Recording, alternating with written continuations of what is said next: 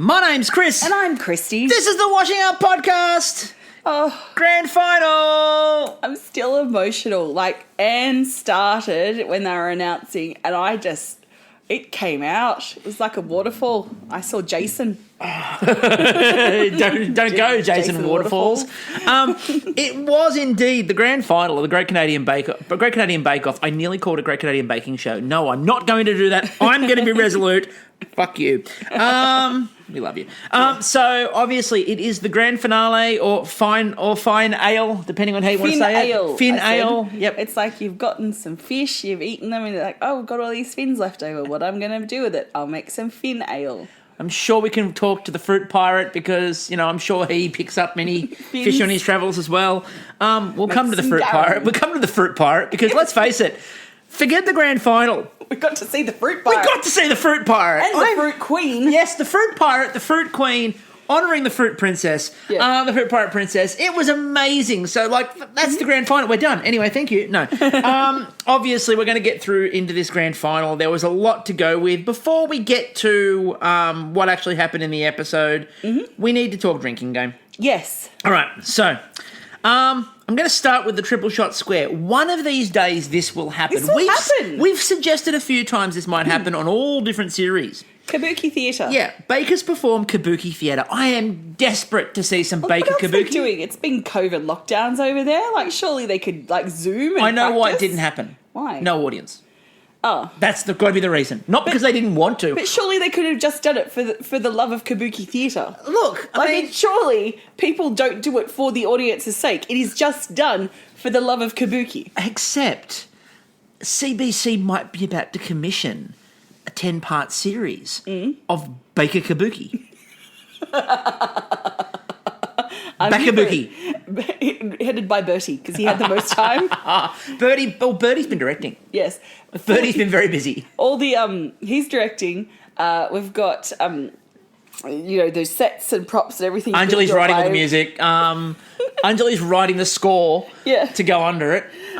Bake Kabuki. Yeah. Yes, Bake Kabuki will be great when it happens. Can't wait. Check it out on CBC. Coming soon, I'm quite sure. Larry's building the whole building the set. So, closest grand final ever. Nobody said it. No. But it kind of was. It was inferred. Multi-tiered showstopper. Didn't happen. No. I was hoping... Oh, look, that's where we had a conversation last night before we put the game card together. And it was between multi-tiered showstopper and gold leaf.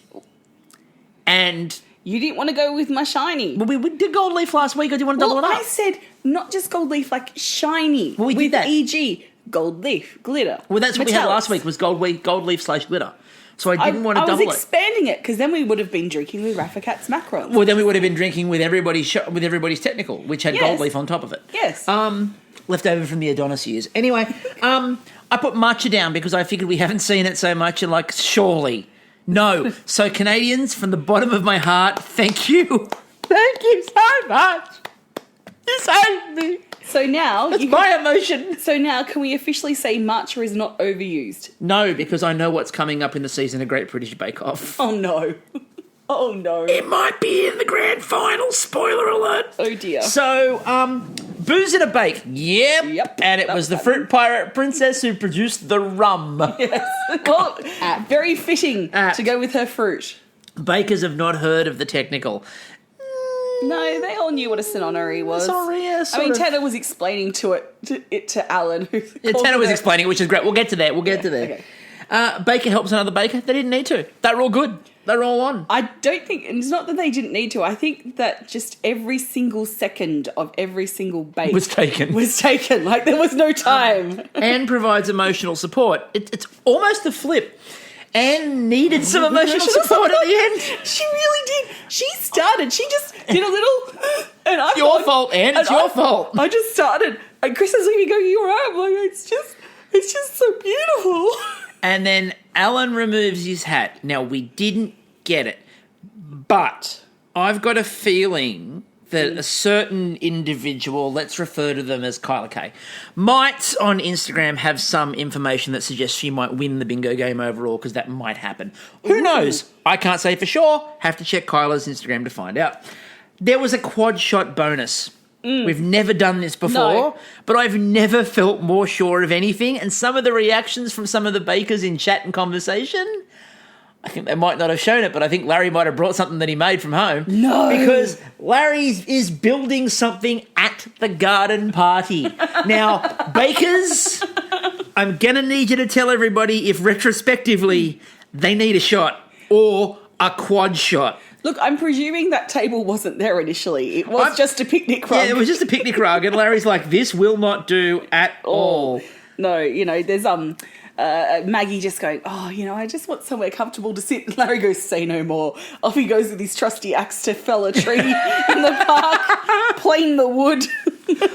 He's brought his own lathe. Larry, how did you move the lathe? He's like, I built a cart. Of course you built the cart. Finding a local, hive to get some beeswax to rub into the wood. No, he brings that too. He's got his own travelling hive that he made. In the boot of the car. Larry has you never know when you need honey. Larry has crafted his own travelling wood workshop. It just hive. folds out at the end. Hive and workshop. It's amazing. There's a kitchen. It's great. I'm sure if anyone has done that. The Larry Travelling Show. Yeah. Anyway, we opened the grand final by flicking through the bakers, and we opened with Bertie, and my heart just sunk. Yes, he's saying, I still think I'm in with a chance. That was later on when he said that, when he went, when they asked who might win, he goes, I still think I'm in with a chance, but that could be a long shot. We then got our baker retrospective at the start.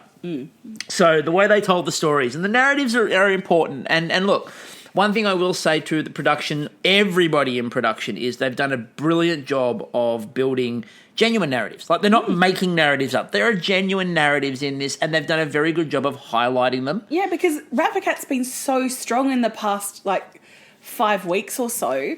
I'd forgotten the little, just the little issues that she was having at the start. And I'm like, so they showed, she's really developed. They showed that at the start, very kind, very helpful. Again, the birdie thing. Very slow at the start, but then she just became, from about week 4 onwards, was just flawless. And the 2-time star baker. Then we had Mahathi, which is the Fruit Pirate Princess narrative, obviously. Flavours, risks, and comebacks is the way I and that's I think a really good summary. Lots of flavours, lots of risks, and then because there were so many risks, lots of comebacks. Yes, when she succeeded, it was a resounding cheer from all of her crew. Yes, exactly. The crew raised mead in honour. Yes. And then Tanner, the Calabrian mob boss, and spectacle, drama, and technical pain is how I summarised his backstory. And I mean, look, he's done very well for somebody who only learned to bake as, I'm sure, a front to get around taxation issues that might come from his Calabrian dealings. Don't kill us, Tanner, please. Don't I presume kill us. It's they've put up a bakery front somewhere. It's got to be. It's got to be like my brother once talked. Wash some money. My brother once talked about that he went to a kebab shop near the school that we went to, and walked in and asked for a kebab, and he swears they looked at him like, "What is this kebab of which you speak?" And we're pretty sure that they used to sell bootleg DVDs out the back, and that was what it was. And the kebab shop was a front. And he asked for this kebab, and he said they've never looked more confused about what I wanted. There was a takeaway shop. I think they predominantly did chicken and chips near my high school. Well, that's the rumour. That's the rumour. It was busy, and they did produce food. But did they order it from someone else? But apparently, you could also get your fake IDs there. Except I knew that they were quite expensive, and so I never asked for one because there is no way I'd pass for an 18-year-old. I barely did when I was actually 18. And it's not so much what I looked like; it was more my personality. It's are you sure you're an adult? I don't even know now. Maybe. So before we get underway, we need to discuss 2 things. First of all, Anne's styling was unbelievable. Her makeup, her eyeshadow. That eye was just incredible. The dress, the whole outfit. But what I love is it's that whoever took the time to style her has enhanced, just taken what her actual inner personality is and just made it, so she's, you know what I mean? It's a visual representation of this amazing young woman. And I'm going to shout out Alan's suit, because Alan's suit was schmick on point. Now, hot. Look, Alan, I'm gonna say this. I'm gonna say this, and I mean this. Clooney-esque. I mean this from the bottom of my heart. So, Alan is obviously competing to be the coolest man on television. Yeah. And he is, at the moment, a very strong second because the coolest man on television was also in that pavilion, and his name is Bruno. And I'm sorry, but Bruno is the coolest man on television, right? And Alan was a very strong competitor. But Bruno just next levels it every time. Look, what I want them to be working on now that, they're just auditioning for the next season, but I'm hoping between the end of last season and the beginning of the next season that they're doing their own Canadians' answer to Ocean's 11 called Baker's Dozen. And it's Bruno getting the hot Bruno putting his crew together. Alan's a part of it. Like, he might not be the baker, but he's the host man. He's the jokes man. So Bruno is like the money man, yes. like the Elliot. What's he? Character in Ocean's 11. Yes. Elliot Gould character providing the money because his casino got hit. Yes. Jude is the whimsy maker. It's like they bring her in for anything where they just need a bit of whimsy to make the this heist. is gonna be great. Put together your own Baker's Dozen crew. I presume they're going after the golden hoard stored in Maggie beers. They're going for the verjuice. They're going for the verjuice and the butter. They're going for the verjuice fields. By the way, towards the end of this, we will have a bit more of an announcement about the Night of Nights. So stay tuned. Oh, we should actually get back to the... We should. Let's talk about it. I think I'm emotionally not ready to say goodbye. So, let's get you back into it. Okay, let's go to the I have 3 words for you. signature. Yes. Bomb Alaska alert. Woo! Woo! Woo! Okay, so anybody who has watched any version of Bake Off knows Bomb Alaska means all sorts of fun, all sorts of problems. It is one of the most infamous bakes in history. Well, they call this a bomb ice cream, and I think the difference is that there's no expectation of meringue to be around the outside. Yeah, that's the only thing that makes it not a complete Bomb Alaska. I don't care. I'm calling it a Bomb Alaska because it basically was. Maybe they do. Mahaffey did pipe my meringue around the outside of hers, though. So, hers was purely a Bomb Alaska. But maybe it's like when you go... there's like those things where you... It's not from the sparkling region. It's not from the Alaska region. No, I'm trying to think of a food stuff that we call like from that country such and such. But if you actually go to that country, it's just known as whatever that. You mean is. like a meringue crunch cake, which is called a pavlova in other parts of the world. By the way, Kyla agreed with me. I'm trying to think of. I can't pick my finger on, but I'm like I know Alaska's not part of Canada, but it should be because it's essentially adjacent, like it's connected to it. And so you wouldn't call it a bomb Alaska, you just call it a bomb because you're in that region. I get where you're going with. Where you're going. Like Singapore noodles. Would you just go to Singapore and just call them noodles? Yeah, probably. So the thing with the Bomb Alaska, again, I'm just going to keep calling it a Bomb Alaska, so deal with it. Bomb ice cream. I'm calling it a Bomb Alaska. So if you've seen British Bake Off, you know that the most infamous scandal probably in Bake Off history. And the most un-Bake Off. Yeah, involved somebody removing somebody else's ice cream from the freezer to put their own ice cream in the freezer and leaving their ice cream on the bench. And laughing as they did that. And then later on, oh no, I'm sorry about that. And that was very early on in British. It's probably the least Bake Off thing, as you said, ever to have happened. Yeah. In Australian, they've done it and it didn't quite work. Bomb Alaskas are really hard. Now, we've had one. There's video of us having one on the Instagram. You can go and find Rosie's, I think it was. Yeah, Rosie, Retro Rosie's.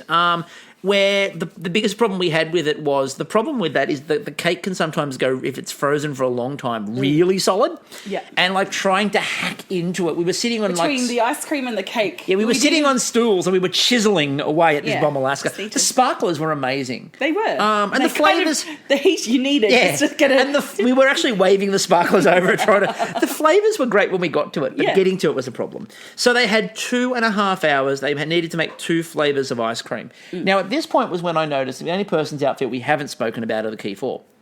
Yes. Is Kyla auditioning for Stranger Things? I hope so, because those earrings, I fucking adored them. And I loved the 80s-esqueness, but still keeping it modern. Kyla is living the Stranger Things vibe, and I really am completely here for it. At the mall, she would be the funky, groovy woman who owns the kind of like the funky clothing store when Yes. you go for the montage. Yes. Like she'd be like, no, you need to try this on and here's some stroopwafel I whipped up in the back room. And I'm going to take your glasses off. My God, you're beautiful. Wait, let me just get rid of that ponytail. You're even more beautiful. So Mahathi. So she was going with pineapple and lime ginger with a lemon meringue outside to make the whole thing look like a pineapple. So again, steering into the fruit pirate princess tag. As she did, she lent into that the whole episode. Like it's almost like it's prophecy. Look, I just want to take a moment here because I really don't want to get through this. I'm emotionally I'm really fragile at the moment, and this is really just something I don't want to let go. I just have to say, Pretty in Pink. You know, Molly Ringwald takes a beautiful dress gifted to her by her friend that is absolutely gorgeous and completely ruins it. It is a perfectly gorgeous dress that would look absolutely amazing, and she decides to just completely trash it. And I just had to get that off my system. Off your system. Off my system. Good point. And also divert away from this so we so Kristie's trying not to finish it. And by the way, if you're really interested in not finishing all of this, just stop right now, go to, I think it was The New Yorker, and go and read Molly Ringwald's critique of the John Hughes films as a woman today. Interesting read. Anyway, moving on. Tanner. Now, Tanner at this point was quoted as saying that ice cream soup is not the challenge. Most people that have ever attempted a bomb would disagree with you. It is completely the challenge. Is the soup delicious enough? That's the key point in most cases, because often it doesn't freeze. Now, he went with a strawberry balsamic, pistachio, and goat's cheese. Yeah.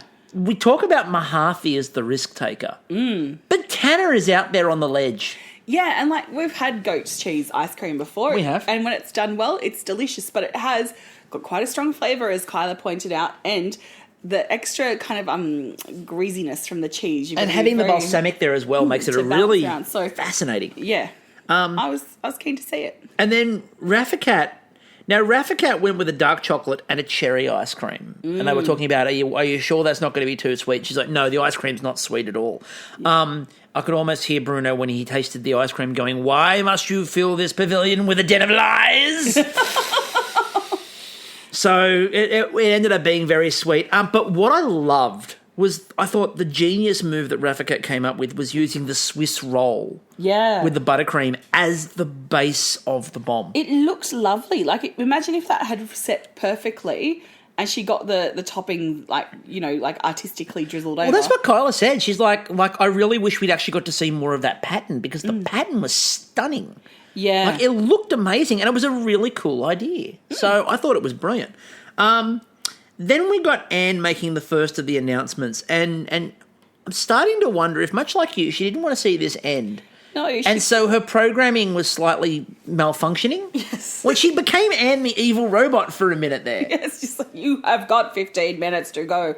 I think it was a 15 1 hour left. That's hour. right. It was a 1 hour turn. I'm like, is she broken? Is she broken? Is Anne broken? Someone take a hand out the back and just check. It's a very emotional journey, everything's magnified because of COVID. It's just... And with everything else being magnified, what I do want to point out is one of the things I appreciated the most in this grand final was it took an ice cream challenge to do it.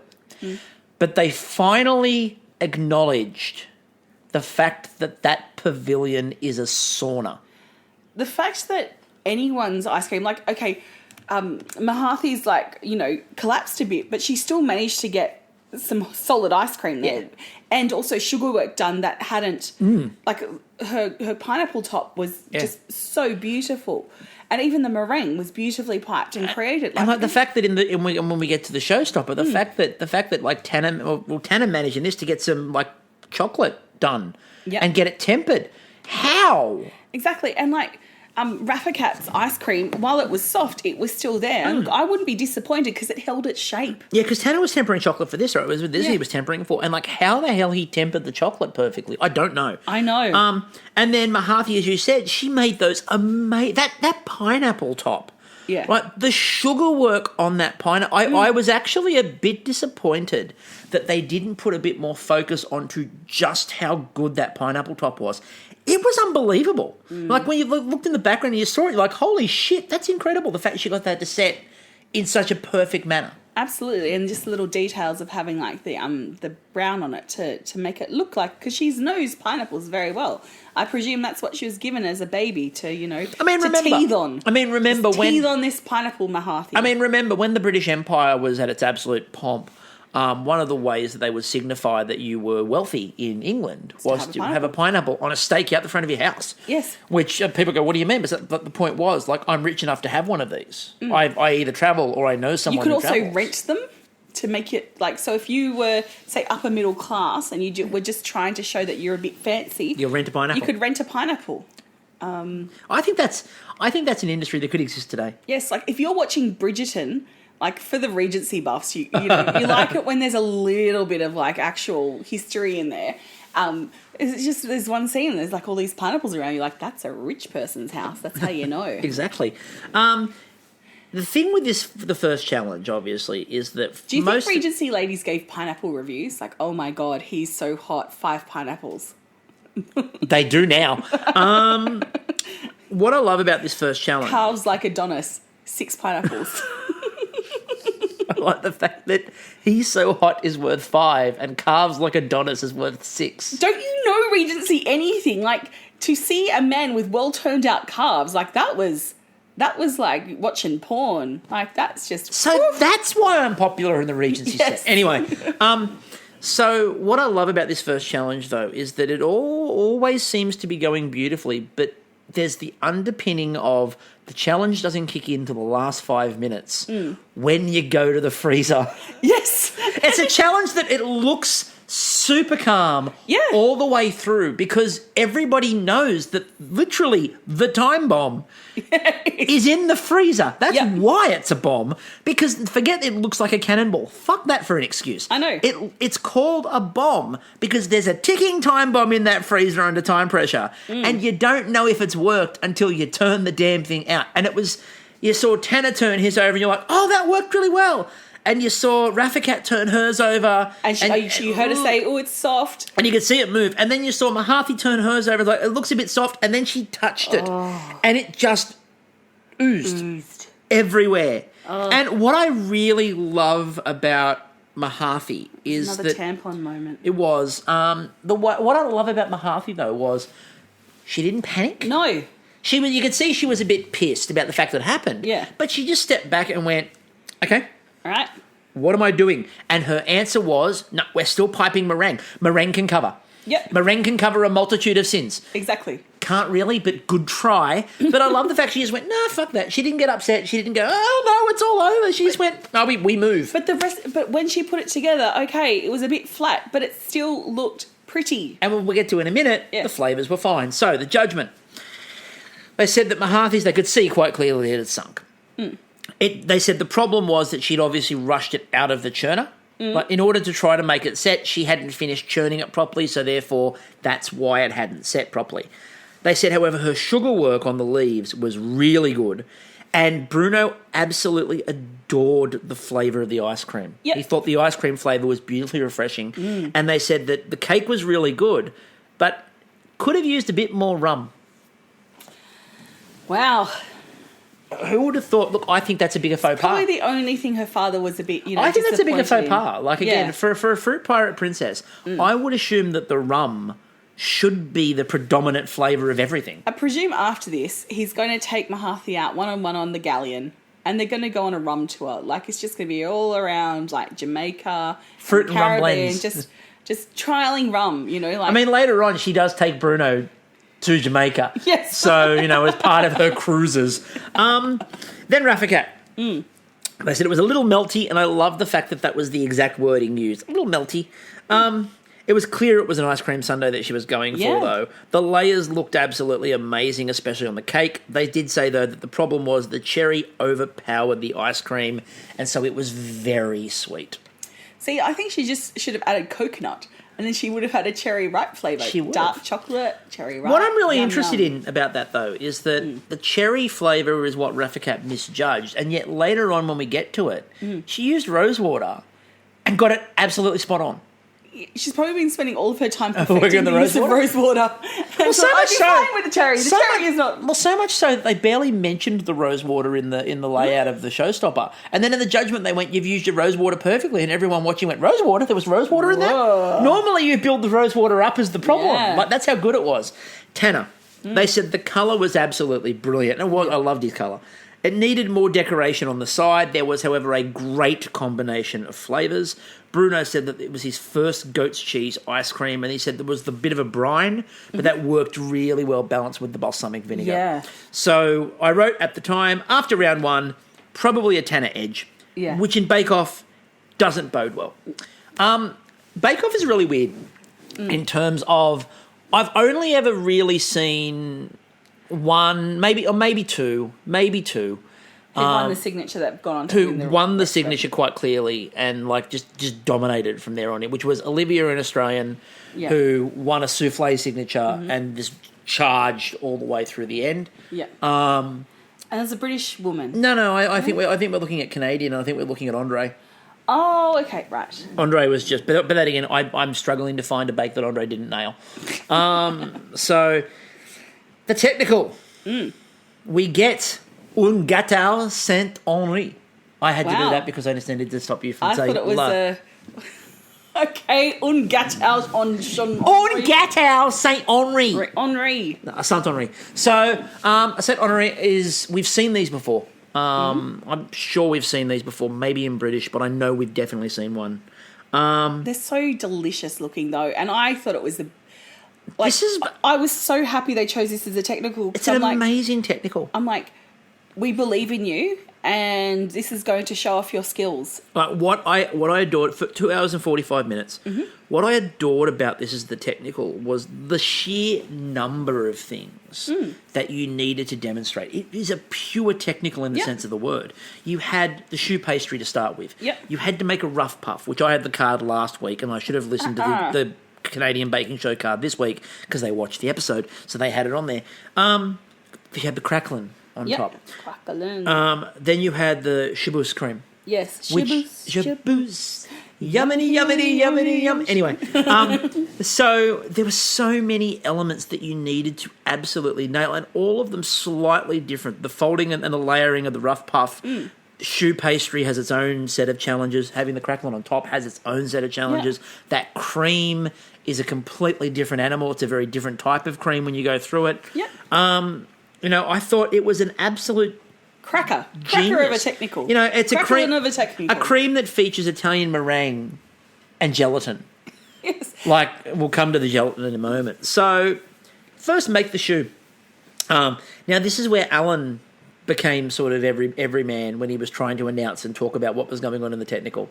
When he just referred to the whole thing as a chablouse. I feel you, Alan, and I think it should just be called a chablouse now. Except, if you were doing it, would you call it a chablouse? I call it a le chablouse. Thank you, that's much better. At least to acknowledge its French past. Heritage, with the Italian meringue in there. Anyway, so we had to then... Look, the French call it Italian meringue, because if you go to Italy, it's just called meringue. We got to make the rings of, the business that we call show. Sorry, I did that. So choux rings, obviously, and the choux buns, there were two lots. Now, Tanner was really... Because Tanner pulled his out, and he goes, they're a bit smaller, and that's what one of the things they commented on. But getting the crackling going was amazing, and watching them all do it, and they all managed to get that going. Yeah. Like, that's a hard skill. And look, it did... Like, a few things were, like the pastry wasn't baked through... but they were just small things. It wasn't. There were complete disasters all over the joint. Well, they had to do a very complicated technical here, and it was a really making those choux buns. We've seen an entire series of British Bake Off where nobody knew how to make choux buns. Not joking on that. Go and look at. It'll be series 7 on Netflix if you're in Canada. It's series 10. Go back and watch the challenge where nobody inside the British tent knew how to make choux buns, which is mind-numbing for Bake Off. Like, nobody knew. They were looking at each other to work out how to do it. It's one of the most embarrassing things I've ever seen in a Bake Off tent. In here, in the pavilion, They all knew. They were all talking about to make proper shoe, you've got to get it to drop at this consistency. And they all did a really good job. Nobody's shoe pastry let them down. No. But the shoe was brilliant. I'm just looking at like the difference I'm seeing between Canadian and the UK, for example. And I'm seeing that the bakers who are coming in still care about the craft, whether they're looking to make a professional, like business out of it, or if it's their hobby business, or if it's just something they love doing. There is still that care and that desire to learn and to do it and to explore their hobby and their passion. And I'm just looking at British now, and I'm thinking, are people... It's moving more towards the Insta baker. Yeah. And like we've noticed that in the last few years. We've had a conversation, and obviously for those of you listening in Canada, if you want to watch a long season 8 on Netflix of British, I think it's called season 8 or run 8 or whatever it's called. It's season 11, the most recent one. We're doing a podcast in line with it being shown in Australia on a weekly basis. But we've had a bit of a chat about this. One of the things that I think we can say about British Bake Off is that probably Nadia is the last genuinely great winner of British Bake Off. And then after that series, it's sort of the quality is... Yeah, like Candice was... She was the best of the bunch, but she wasn't outstanding. No. And every season after that, we've seen it sort of drop in care. Yeah. And a lot of it is that Instabaker, I want it to look amazing, but I'm not necessarily as focused on getting the technicality of the bake right. And, I mean, we've seen that... There's 2 seasons ago, I'm pretty sure it was, 3 seasons ago, there is a discernible moment in British where you actually see them change the standard of the technical. Yep. And it was after they screwed up the stroopwafel. Yes. And after that, the next week, they basically made them make a sponge in a technical. Yes. Which was just weird. So, like, I think where the difference is that Canadian is taking these and expanding them. Yeah. And really showing you've got bakers with passion and care and this want to push. And with British, and I think a lot of it comes down to what British has become in terms of a star-making vehicle, you've got a lot of people who'd like to be famous. What I'm hoping to see, though, when we go into this British is something similar to what we see in Canadian, because Canada's too big for people to go home. Yes. Like between takes. So they come in, they stay together. So there is that kind of like cook camp thing going on. And in British, in the most recent series, they all had to stay in a quarantine. So hopefully that's something that can continue as they move forward. Meanwhile, back in the pavilion, Mahathi was about to face her gelatin demons. Now, I've never been so... I was looking down, typing notes. They mentioned the gelatin, and I instantly just said to Kristie without looking up, please tell me Mahathi's worked out how to use it. And I'm going, she's squeezing the gelatin. She's squeezing it. It's okay. We're going to be okay. I was terrified. I'm looking down, typing notes, and they went, gelatin. And Mahathi's like, I'm just setting the gelatin now. I'm like, no. I'm not okay. I'm still not okay from that, Mahathi. Mahathi's learnt as a fruit pirate princess, you don't make the same mistake twice. No. If you do, you end up at the bottom of the sea. Yes. So then they come back to Tanner, who's Shabu. She wasn't setting Shabu. His Shabu, she wasn't setting Shabu. No. Anyway. Can I just say it's Betty Crocker's locker, though, that you go down to?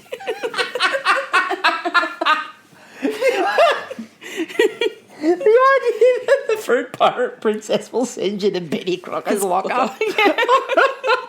It's delicious, but deadly. It's deliciously deadly. He's just drowned in dough. But yeah, like Tanner Shaboos wasn't whole, and that was the closest we got to an absolute disaster in this. Which, given what they were making, was really, really mild, good, tame. Yeah. So Mahathi. Yes. They said it was even bake, good crackle on top. The puff was a little bit dense, they said, but the taste was very nice and buttery. And they said it was just small details. Yeah. Tanner, they said they had a few challenges with the shoe, they were very small. Piping wasn't really at the level that it needed to be. There was some raw dough in the bake. The cream was a bit waxy. The shoe, however, was well filled and they had good crackling. So that they were just dainty, Yeah, like they were dainty. They were sort of teensy bits. Exactly. Like these aren't shoe you'd give to a drag queen. No. These are shoe that would be worn by, say, a fairy princess. Exactly. Or maybe St. Honoree. Probably. It has dainty feet. It's very dainty. Very dainty. It's very dainty. Very dainty forest. Rafficat. They said that they could see that the rough puff was still emerging, which was really good. However, the cream lacked some body and the puff was a bit under, and they could see the bit of the dough hadn't quite worked. The shoe, however, was absolutely textbook. It was crack-a-lackin'. It was crack-a-lackin'. That's the point. Now, third was Tanner. But the cracklin' wasn't lackin'. Third was Tanner. Second, Rafficat. Yes. First, Mahathi. So we kind of do a little bit of a flip. Yes. Which, again, is kind of a bake-off standard. And not concocted. Again, it's just the way this shit works out. Okay, so at the moment we have, like, Rafficat coming, we'll say second-ish in the signature and second in the technical. So she's, say 2 points apiece. Then Tanner would have come first in the signature and third. So that's 3 points, 1 point, putting him at 4 points. Then the same with Mahathi, but flipped over. So they're all even. They're all even. It comes down to this. The showstopper. The one that can divide a nation. Who will win? Who will lose? Well, there's no losers. There's only a winner. I love that you need to seriously speak to CBC about doing promos. For what? Survivor? I don't think my promos are really good. No, I just think everything they do on the network, like even like the peaceful, like even like their new, their gardening show. No, but even like their news show, The National, like you need to start with that with who's here for The National. Anyway, so the showstopper was the ultimate treat trolley. Oh yes, clang clang clang went the trolley. So, I think trolley, I'm thinking chocolate frogs, I'm thinking like collecting wizard cards, I'm thinking pumpkin pasties. It's very Harry Potter, but 8 elegant cookies, 6 pastries, 6 mini cakes, 1 pie, and 21 pieces overall. Okay, so it's not what you're going to get on the Hogwarts Express. Not quite. But I wouldn't complain if this rocked up in my carriage. Wouldn't kick it out of bed. And neither would Bruno, because Bruno, for this 4.5-hour challenge, wanted to be able to dream about their trolley. Ooh. Is this going to be the new premise for Dom's new novel? Bruno's Dreams. I think, look, Dominic, this is how you do this. Bruno's Jamaican Dreamin'. Oh, Dominic could write so many novels. Yes. Sorry, not Dominic. Miss Elizabeth could write so many novels about Bruno dreaming of pastries. Yes. That's a whole series out there, and there's going to be an audience for it. So, Tanner decided he was going to incorporate music. He said, I haven't really incorporated music in any of my bakes. And, they showed him playing violin for those Eurovision fans out there, looking very much like he should have represented Norway and sung Fairy Tale. But blackberry opera cakes, mixed berry pie, the Viennese whirls, and blueberry danishes. Mm-hmm. Then we get our let's go home. At which point my wife might have developed a bit of a crush, Tanner. Oh my God, Michael is just adorable, and I want to marry him. Like I wouldn't, because you guys are amazing, but it's just like that's what a fiancé is supposed to be, and I'm really glad I married one like it. But I think Michael might have the edge because, like mine inspired us to do a podcast. Yours inspired you to bake. That's a little self-serving. No, it's clever. Michael's playing 3D chess. Yeah, you do. All you get is just like the witty asides and random tangents. He's getting like food. Like, it's quite clever, we might watch this show together. It's called the Great Canadian Baking Show. We might watch it. Oh, wouldn't it be really nice if you could make some of that stuff? Wouldn't it be nice if you were so good you could go on there? Think about how good you could be if you'd bake more stuff. I reckon you could give it a crack. I reckon you'd be give it a whirl. How if we just start off with these nice and simple tarts? Yeah, we'll just start with a little flan. We'll just start with a flan. It's very early. It was only a flan. It was only a flan. Oh God! Back to the pavilion. Back to the pavilion.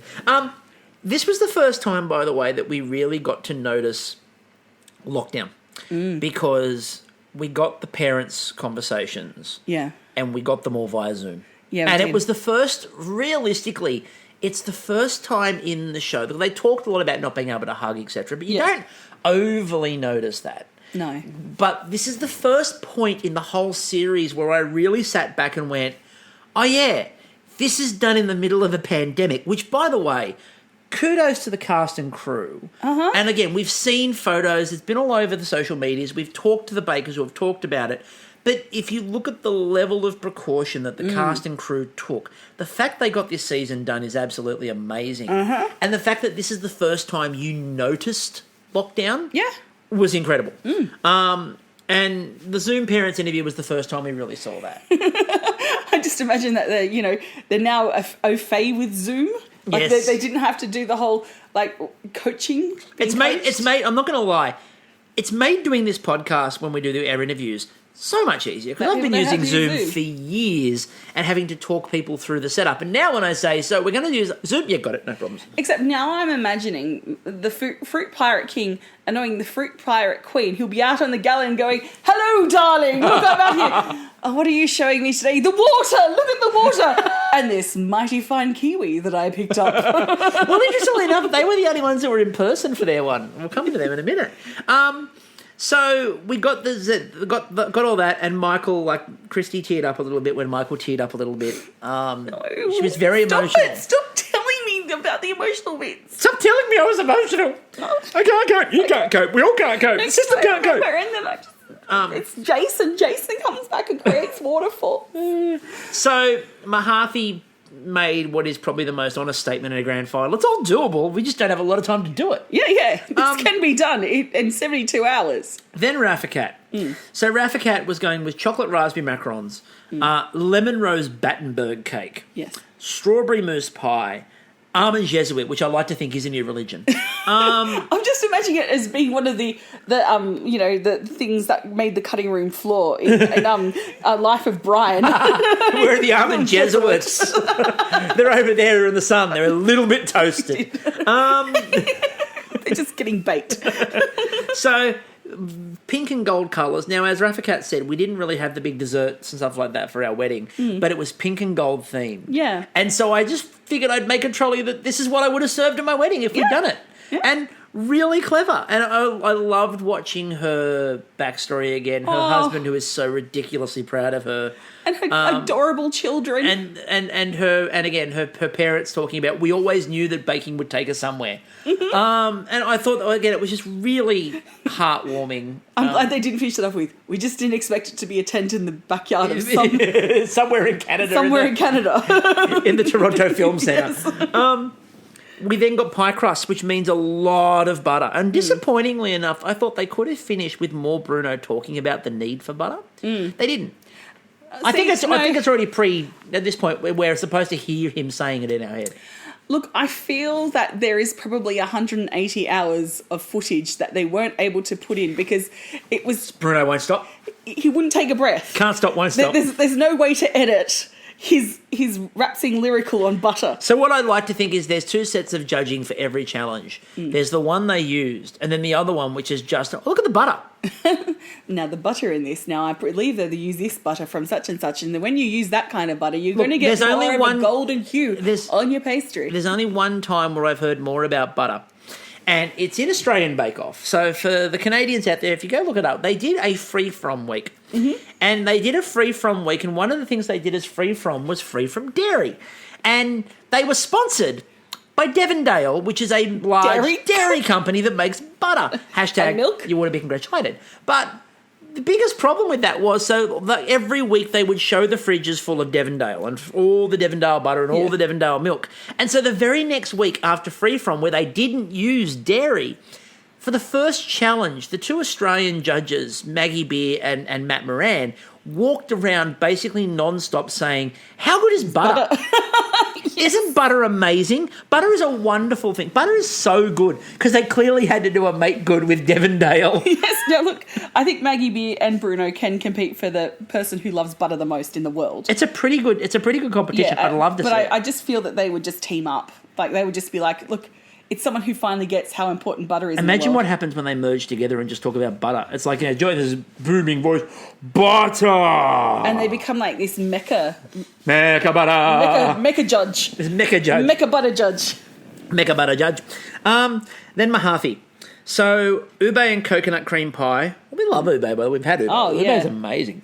Oh, look, we love the colour of it. So she went globally. Yes. So we had the Philippines with ube and coconut cream pie. We had orange blossom madeleines. Yum. We then had kiwi lime danishes. And you know what, Mahathi, I'm sorry.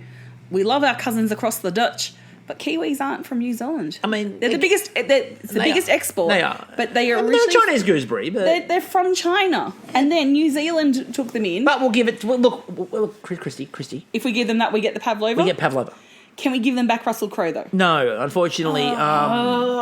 Russell Crowe. Remember when he gave his acceptance speech at the Academy Awards? Yeah. He did his, God defend New Zealand, God save the Queen. The American one and thank God and thank Christ for Australia. So he's got 4 countries. We can dole him out to someone else. Just quarter him up. We'll quarter him up. Draw Send him and around. Quarter him. Yeah, we'll put him in a phone.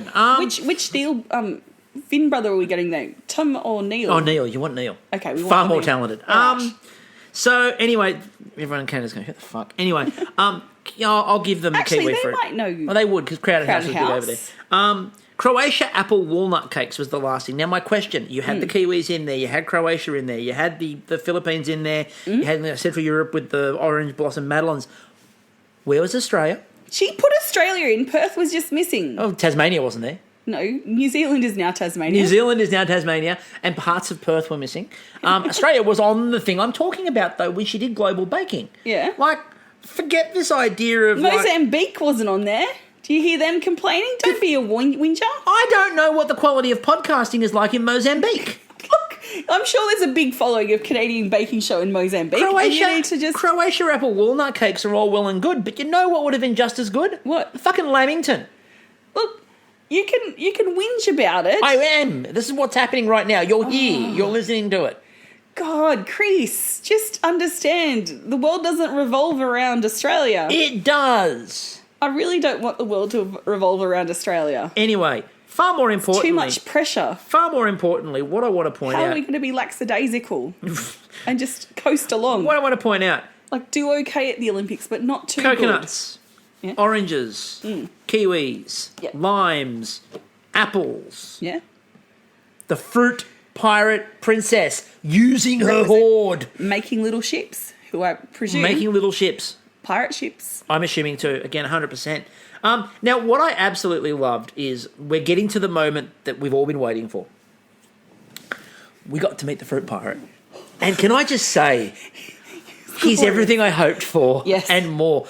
I absolutely loved the top he was wearing. I thought it was very swashbuckling. Yes. And I loved her mother's comment, which I absolutely adored, which was, and like legitimately outside of the fruit pirate thing, where it says, once she sets her mind to something, she does it. Like she came home one day and went, I'm going to Spain to learn scuba diving. Well, obviously. I love that. But again, it's a worthwhile skill because how are you going to find buried fruit treasure? Exactly. If you heard of these, ancient Roman, the fruit that was based on the shape of a heart, but they ate it out of existence because it was a aphrodisiac. I can't remember what it's called. I can't remember the name of it either. And I'm on holiday, so I'm not paid but for I it. But I presume in the produce industry, this is a myth that there's like a huge hoard of it, like sunken. So she was preparing for diving. She was preparing for diving to go and get that. Also, I mean, when you scuttle a ship, heart-shaped thing. When you scuttle a ship full of fruit, you need to be able to go down. You need to be able to go down into Betty Crocker's locker to fish out the fruit. Yes.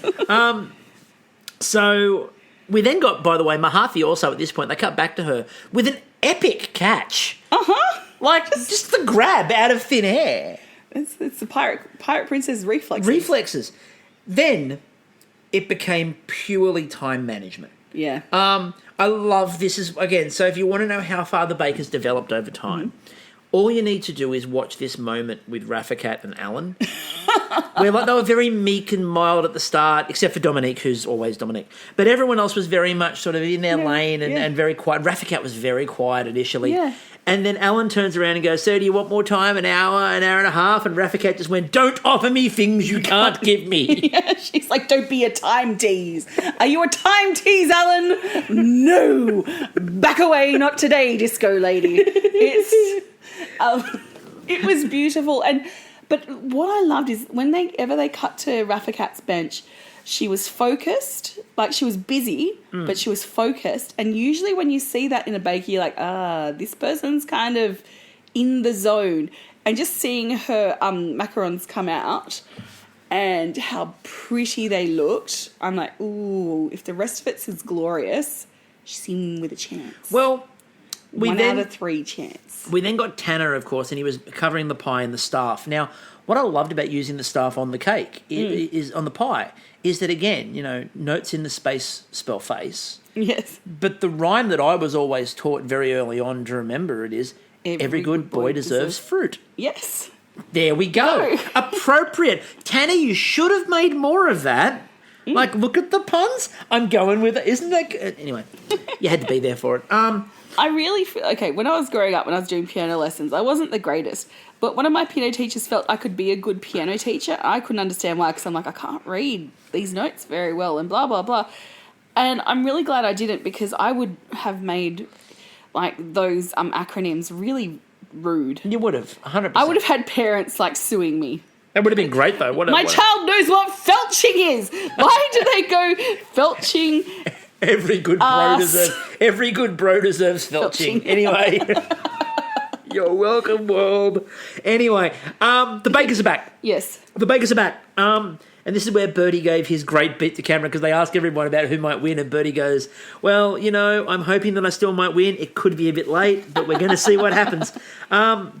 They asked them all around who they thought would win, and you get the different views. And I love the fact that, again, it's all genuine, and I think that all of them could have given an opinion on everybody and they would have been right. It's genuinely a grand final, where there are some grand finals where everyone plays up the idea of, such and such and such and such, but you kind of know that there's someone in there that's probably not going to win. This one was a genuine going into it. You didn't know. No. I think a lot of people said that going into it, Rafficat was probably a favourite, but you kind of didn't necessarily know how it was going to play out, and especially after the first two, it was genuinely close. Because Tanner's been on point for the past couple of weeks. He's been a rising star. And Mahathi can just pull stuff out of nowhere. Yeah. That's insane. So I think it's been really good. Speaking of Mahathi, and again, speaking of the baker's change in tone. Yes. They cut back, and as she's going, and now we're making hot air balloons. And Alan goes, is there enough time? And before he can even finish it, she looks at him and goes, no. I'm still doing them. No, but they've got to happen, so they will. Yeah. This is where we also saw some learning, because Tanner was now sieving the jam.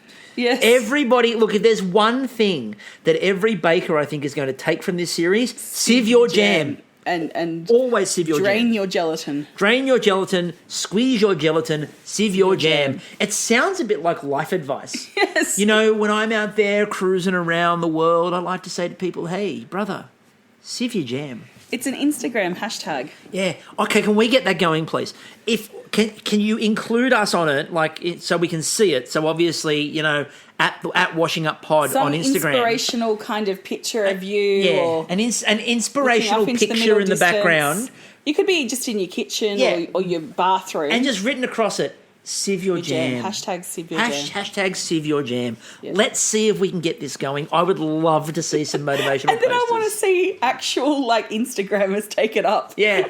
Just when you're out there, be mellow. Sieve your jam. Yeah. Don't take the lumps of life with you. Sieve your jam. Yeah, if you want to be a real influencer these days, you need to sieve your jam. 100%.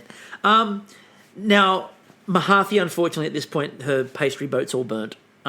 Which I would like to think was actually maybe a flashback to a memory of maybe a battle that didn't go quite well on the ocean, where Mahathi's fleet was burned and scuttled. Maybe this is why she's ashore. It was the Providore Pirates. The Providore Pirates who attacked, obviously. Yes. You've got to watch out for the Providore Pirates. Because they don't just take fruit. They obviously take a range of goods. Yes. Cheese, meats. I know. Cured meats. There goes your ham. Exactly. Watch out for your ham. Nothing worse than a ham looting. Yes. Nothing worse than a ham looting. Anyway, she was making posters for the cakes, which is a very Mahathi thing. Yeah. Then Rafficat had probably her only drama, which was she went to pipe and the cream was far too soft for the macarons. But what I loved is Rafficat just went, empty the bag out, and just started beating it again to get it stiffer to put back in the bag. Yeah. That's the adapting, and you've seen that. People who are brilliant at a bake-off grand final don't panic. No. They just adapt on the fly. And I need to do this, I need to get rid of this, or I need to redo this, And that probably, given how close it probably ended up being, I kind of feel like that probably ended up saving it overall. Yeah. And making it better for Rafficat. Yeah. Now, Tanner being very Tanner was the last thing to sort of note in this, is that he used the ruler to be ultra precise for his opera cakes. Yes. I love that. It's very Tanner. Yep. measuring it to the millimetre, and that's where I'm going to cut. And we're done. And then we get to the judgments. So... Can we just take a breath? It's been a journey, you know? We can, and we can get to more of a breath after the ultimate judgment, which I called it. Ultimate judgment! Ultimate judgment, okay. Mojave. All right. They said the theme was very well linked in with travel. The paintings that she made were really good and very Mojave. Yeah. The Madeleines had a very good shape. Good orange, but unfortunately the Madeleines were a little bit too dry. Yes. The cake cut really well. The flavours were perfect. Ube and coconut colour was stunning, and the pastry had a lovely flake to it. The individual pastries, as we know, were quite dark, which I thought was a lovely understatement. Yes. They said that the layers were excellent, though. Definite cannon fodder. Yeah, the flaky pastry was lovely, and the custard was absolutely outstanding. Rafficat. They said this was everything you would see in a bakery in Europe. Yeah. The cakes were perfect, a really good use of rose water. The pie was amazing in colour, and the crust was excellent. Yeah. Very technically sound mousse, and we've seen mousse go south in this kitchen. No tampons needed for this mousse. The pastries didn't quite rise properly, but the filling saved her on that. They said the filling was outstanding. Yeah. And the macarons were outstanding with an amazing jam. Yeah. Tanner. Great theme. The opera cakes looked amazing. Very even layers. The chocolate flavour was great, but they said in blackberry he picked the wrong berry because the blackberry just sort of blended in a bit more. Yeah. The Viennese were well piped and a very good snap on them. The pastries had perfect detail, but they wanted more layers and they were a little bit doughy. The filling was excellent, though, and the pie looked amazing. And as they said, it made you happy and it was heaven on a plate. Yep. And then we get to ultimate judgment. Okay. Now, can we just say we're announcing the winner like that? I don't need too many more emotional roller coasters today. no, so with the ultimate judgment stuff, I just want to note how different that garden party felt. It's very intimate. Now, It again, felt like a little reunion. we've been fortunate enough to be Like in It, when they all the friends meet up in the Chinese restaurant. that's exactly how I describe it. It. Yes. So what I would notice is that we've been fortunate enough to be at a couple of these garden party finales. Yeah. And it's such a big, buzzing, vibrant atmosphere. Yeah. It's a long filming day as well, by the way. Very long filming day.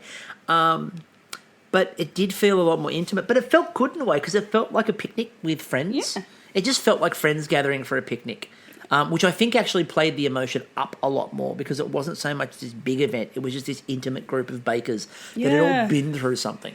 Absolutely. So Anne got very emotional. I know. That moment, just that little choke, and I was gone too, Anne. I had the luxury of just being at home, sitting in my PJs, having a cry. You were all dolled up, couldn't do anything. You're like, No. I've got to hold it together. Got to be professional. And I think this is why Alan got to do the announcement because I'm like, you can get through it. You can get through it. And obviously then they announced the winner is Rafficat. At which point everyone exploded in emotion. Yeah. Bruno cried. Bruno Yep. was in tears. Everyone was in tears. Kristie was in a puddle of tears. Yep. Everyone, and like the way that everyone just grabbed Rafficat and they were all just jumping and they were Oh, the all joy. thrilled. And like Tanner's comment of, I didn't lose anything. No. Like I won so much. And then they cut to Mahathi and went, of course Rafficat won. That's perfectly deserved. Like everyone was so thrilled. My favourite part of this is Rafficat ringing home at the end. Yes. And going, I won. I swear I won. Like, I didn't believe her. I swear I won. What kind of shit has she pulled on April Fool's Day? like, is she the prankster? Is she the prankster gangster and we just haven't seen this side of her because they're just too good? I hope so. I really hope so. Like how many people have come in and found their like spatulas in Jell-O? But I absolutely loved this again, it was intimate, but it was what it needed to be for the series. Yeah. And I think it was absolutely brilliant finale. I thought that, again, everyone played their role beautifully. Everyone was genuinely overjoyed for everyone, especially Rafficat, obviously. Yeah. And Rafficat, we did get the big bit of a close up of the plate at the end too, which was really nice to see. But like Rafficat was just so overjoyed and like amazed and overjoyed, and it was just a lovely moment. Yeah, and I have to wonder because everyone was able to hug and touch and be there. I'm like, did everyone else have to stay in hotel quarantine? They might well have done that for the whole of the shooting season. Like that is like some big Like, that's a big commitment. Like, we knew that everyone in the production of this went to the nth degree, but to go, okay, and even if I'm out in the first week, I'm devoting X amount of length of time away from my family. It's really, and friends. again, I think it's a really cool thing. So thank you all. That brings us to the words that Kristie doesn't want me to say, which is the end of the 4th series. However, it's not the end of us just yet. No. First of all, we're still a few interviews down. We are. Now, they're all coming. They are. And I do apologise. You don't need to apologise. Okay, there's stuff going on in my family that's not very happy at the moment, and we're just, Health, by the way, not families falling apart. No, like we're together. Chris and I are very, very stably together. We're not going anywhere. But so just prioritising. Yeah, so there are interviews coming. They will all happen. I assure you, you will hear from everybody. Yeah. Secondly, and far more importantly, in the very near future, Baking's Night of Nights, the Virgie Awards, our second purely Canadian edition, our third involving Canadians overall. The Virgies will be happening. We believe we have isolated a COVID-safe environment under which we can take these awards to the next level. Unfortunately, my suggestion of a submarine where we could just pop up around the world, just popping out Virgies. Unfortunately, submarines are hard to rent. Who knew? And particularly in Australia, the Collins-class submarines have work very well. So the Collins-class, by the way, was it was a submarine that used to have problems with, sinking and, also problems with leaking. And the running joke in the Australian... a submarine to not be, So the running joke about the Collins-class submarines in Australia was that they were named after the singer Phil Collins because they were crap but very popular. But you could hear it coming in the air tonight. You could. The radar was on point. However, we are not going with a submarine base. No. We have instead isolated out a singular location where we feel that everything is safe. Yep. Everything is secure. Yes. And the bakers will be very safe and healthy. Yes, under a long white cloud. Ladies and gentlemen, kia ora! Kia ora, we're heading to New Zealand. We're going to the land of the long white cloud. We are going to New Zealand, and we are going to be inside, not the tent. No. It's not a tent. Oh, God, no. Not the shed. Oh, hell no. Not the pavilion. Fuck no. We are returning to the cabana. Choice, bro. We are returning to the cabana, the scene of the Great Kiwi Bake Off. There has been a second season. No one's seen it. Not even us. Not even Jacinda Ardern herself. I don't think Jacinda Ardern watches. I believe she lives adjacent to the cabana, so who knows? Who knows, she might pop in. We will be bringing our fellow members of the Commonwealth. We call upon fellow members of the Commonwealth to join us. Yes. In the cabana, in New Zealand. Mammoth riding for all. Mammoth riding for all. We will be dealing with the mammoth infestation that has been going on there. If you don't know what we're talking about, go back. You can't really find it on the podcast apps. Go to YouTube. Go to our YouTube channel and listen to our Great Kiwi Bake Off podcasts where we may have talked about the never-seen third challenges. It does involve a lot of mammoths. I'm just going to say that. So we will be inviting everyone to New Zealand, the land of the long white cloud, where there are no COVID cases going on. And I might have a special surprise for you. Oh, I can't wait. I'm super think excited. Coriander, think thyme. I am. Think herbs. Anyway, so we will be presenting the Virgies coming very soon. Not going to give you the exact date on that one yet, but all of the bakers will be there. All of your favourites and even the ones you don't like. No, we're only joking. You love everybody. So you love everybody. You fucking well better. Tanner will make sure of Tanner will make sure of that. And look, I feel like, can I just say as well, this is how we know it's not a fixed result. Yeah. Because they felt brave enough to make sure that this result happened and that Tanner wouldn't kill them. I'd like to see the negotiations that went down. Well, think about it. Promised. Think about some butter falling off the back of a truck. You've got to negotiate with the Fruit Pirate family. Yes. And the Calabrian Mafia. Oh my God. It is Raffacat beat crime organisations. The parlay. The parlay that went on. Holy shit. The neutrality, the truce that was bartered and brokered. Shit, a brick. Unbelievable. The meeting of the families has nothing on this. Yeah. So again, feel free to join us. In the coming weeks, we will have the Virgies where we will hand out baking awards for everybody involved in, of course, this series of the Great Canadian Baking Show. Until the next time we join you, which might be an interview, it might be the Virgies, who knows? We certainly don't. I'm still Chris. And I'm still Kristie. And we will catch you all later. Ale Fin.